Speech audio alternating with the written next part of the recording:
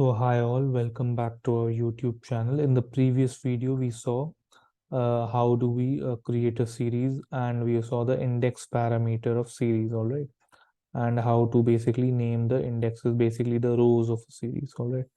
So we will be continuing further. In this video, our major part will be what to discuss how we create data frames, all right, or basically how we convert an array to a into a data frame, all right. So this is what it is. So pd.series, as we saw, let us continue for series and then we'll talk about data frame. So pd.series, we saw data parameter is equal to index is equal to row labels. You can see our previous video of series as well to get a good hold of it. We can also create a series like this, pd.series. Remember, the series s will be capital, all right, a comma row underscore labels. So it will take what? It will take the data parameter a by default, and a row label index is equal to row underscore labels by default. We run this, the same result. Similarly, s2 also, pd.series, all right, b comma row underscore labels. All right, let us print s2, and as you can see, that's how we can also create a series. All right, so without wasting any further time, let us see how to create a data frame. Creation of a data frame, or converting an array into a data frame. All right, so what we'll do over here is basically we will take up what? We will take up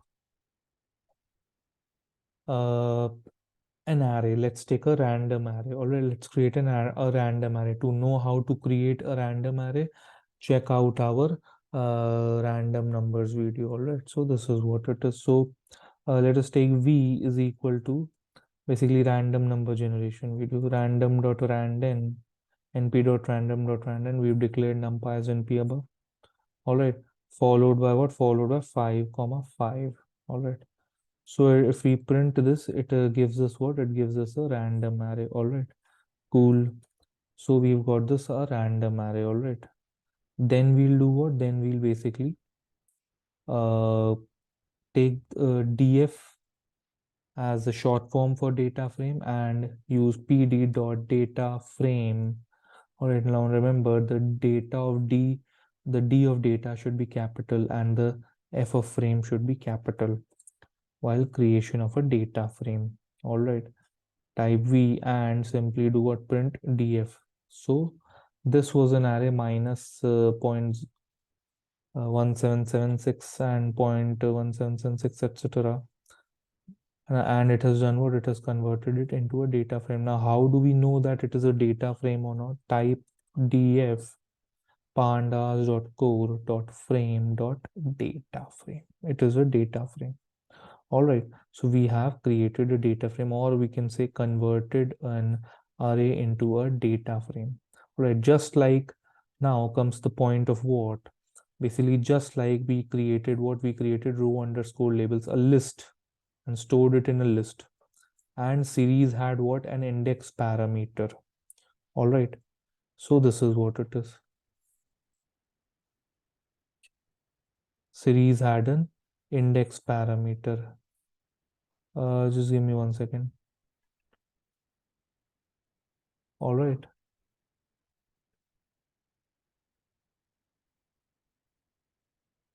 Sorry for the video inconvenience.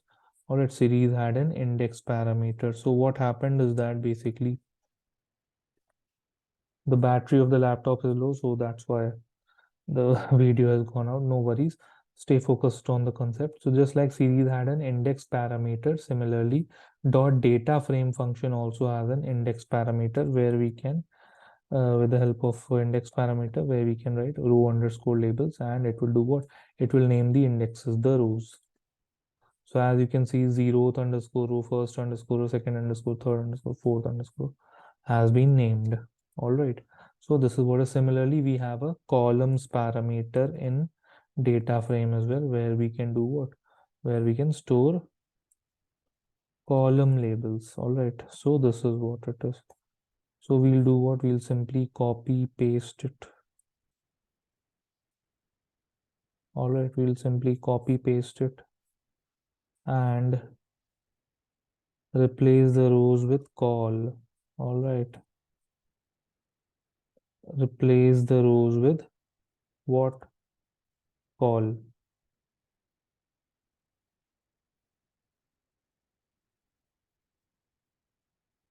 So this is what it is. Next, we'll do what? It is showing invalid syntax because the column value is left empty. We'll write call underscore labels and run it. And now you can see the columns have been named as well. The columns have been named as well. So that's how we name our rows and that's how we name our columns in the data frame. All right. So this is what it is. Keep sharing, keep liking, keep subscribing, and firstly and foremostly, never stop learning. All right. Thanks a lot, everyone.